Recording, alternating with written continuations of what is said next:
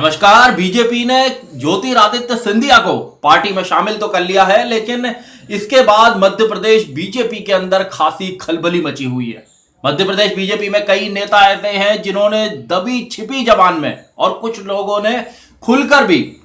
सिंधिया के पार्टी में आने के बाद जिस तरह के जो हालात वहां पर पैदा हुए हैं उन्हें लेकर टिप्पणियां की हैं। और ये जो टिप्पणियां हैं ये मध्य प्रदेश की शिवराज सिंह चौहान सरकार के लिए मुश्किल इसलिए खड़ी कर सकती हैं क्योंकि वहां 24 सीटों के लिए उपचुनाव होना है और इन उपचुनाव में टिकटों के वितरण को लेकर सिंधिया भी पूरी जोर आजमाइश कर रहे हैं और बीजेपी के जो पुराने नेता हैं उनको तो टिकट चाहिए क्योंकि उनका यह दावा है कि उन्होंने पार्टी के लिए काम किया है और बाहर से आए नेताओं को पार्टी को टिकट देने में अहमियत नहीं देनी चाहिए। मध्य प्रदेश के अंदर इन दिनों सियासी पारा गर्म है। ज्योतिरादित्य सिंधिया जब कांग्रेस के से बगावत करके आए तो उनके साथ 20 से ज्यादा विधायकों ने पार्टी छोड़ी और वे सारे लोग बीजेपी में शामिल हो गए। और अब क्योंकि वहां पर उपचुनाव होने हैं तो भारतीय जनता पार्टी के अंदर लड़ाई ये चल रही है कि टिकट का बंटवारा कैसे करें, क्योंकि विधानसभा चुनाव में जिन लोगों ने कांग्रेस के जिन लोगों के खिलाफ चुनाव लड़ा था, अब ये जो एमएलए हैं जब ये बीजेपी में आ गए हैं तो इनसे वादा ज्योतिरादित्य सिंधिया के समर्थक हैं, सिंधिया से पार्टी का बीजेपी का वादा ये रहा होगा कि हम इनको टिकट देंगे। और अब जब टिकटों के लिए आमने सामने की बात आ गई है बाई इलेक्शन में, तो ऐसे में बीजेपी के सामने मुश्किल खड़ी है कि वो करे तो क्या करे। दूसरी ओर मुख्यमंत्री शिवराज सिंह चौहान के सामने भी कैबिनेट के विस्तार की चुनौती है। कैबिनेट के विस्तार में उन्हें भारतीय जनता पार्टी के नेताओं को भी संतुष्ट करना है और जो सिंधिया समर्थक हैं, ज्योतिरादित्य सिंधिया ने जिनकी लिस्ट सौंपी हुई है, कई लोग उनके साथ कांग्रेस सरकार में अपने मंत्री का ओहदा छोड़कर बीजेपी में आए और अब उन्हें भी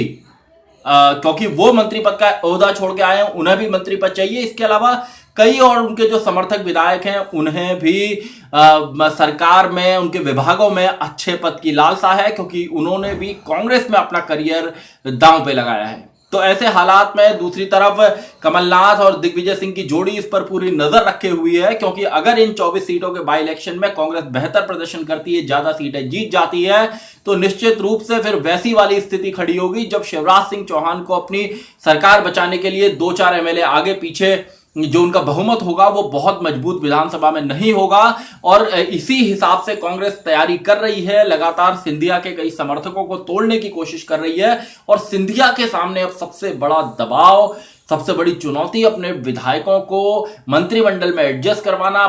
अपने समर्थक विधायकों को टिकट दिलवाना है। और ऐसे हालात में जब भारतीय जनता पार्टी के अंदर वहां कई एमएलए खुलकर इस बात को कह रहे हैं कि उन्हें उनका पहला हक टिकट पर बनता है, ऐसे में निश्चित रूप से हालात वहां पर बीजेपी के लिए मुश्किल होंगे। और अभी जब राज्यसभा का चुनाव हुआ था तो वहां पर क्रॉस वोटिंग की भी खबरें आई थी और इसके अलावा एक एमएलए हैं वहां पर प्रेमचंद्र गुड्डू,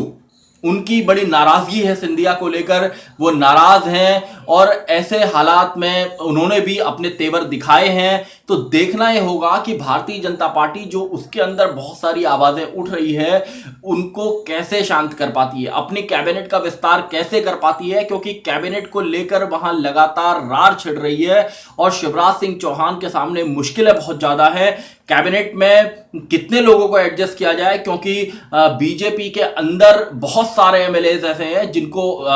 मंत्री बनने की इच्छा है और यहां कांग्रेस के लोगों को भी एडजस्ट करना है। इसके अलावा सिंधिया के आने से जो ग्वालियर चंबल संभाग का इलाका है जहां से नरेंद्र सिंह तोमर आते हैं, केंद्र सरकार में मंत्री हैं, उनके और इनके दिग्विजय उनके तोमर के और ज्योतिरादित्य सिंधिया के समर्थकों के भी आमने सामने होने की खबरें आती रहती हैं क्योंकि सिंधिया के समर्थक ये चाहते हैं कि ग्वालियर चंबल संभाग में जिन सीटों पर उपचुनाव होना है वहां पर ज्योतिरादित्य सिंधिया पार्टी का बीजेपी का चेहरा हो, लेकिन बीजेपी साफ कर चुकी है कि चेहरा यहां पर शिवराज सिंह चौहान होंगे।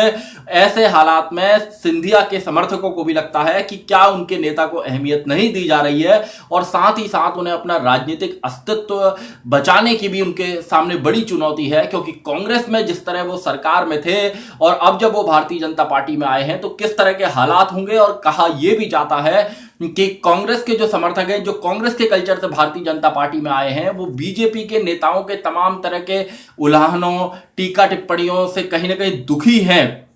और उनको बीजेपी के टिकट पर चुनाव लड़ना है। तो उस विचारधारा को अगर टिकट मिलता है, सिंधिया टिकट दिला पाते हैं, तो उस विचारधारा के साथ उन्हें खुद को एडजस्ट करना है और इसको लेकर वहां पर बयानबाजी और थोड़ा बहुत माहौल भारतीय जनता पार्टी के अंदर कई लोगों ने जिस तरह तेवर दिखाए हैं उसके बाद ठीक नहीं है। तो देखना यह होगा कि शिवराज सिंह चौहान अपने मंत्रिमंडल का विस्तार कैसे कर पाते हैं, क्योंकि लंबी एक फहरिस्त है नेताओं की और ज्योतिरादित्य सिंधिया समेत तमाम जो भारतीय जनता पार्टी के छत्रप है उन्हें भी वहां पर उन्हें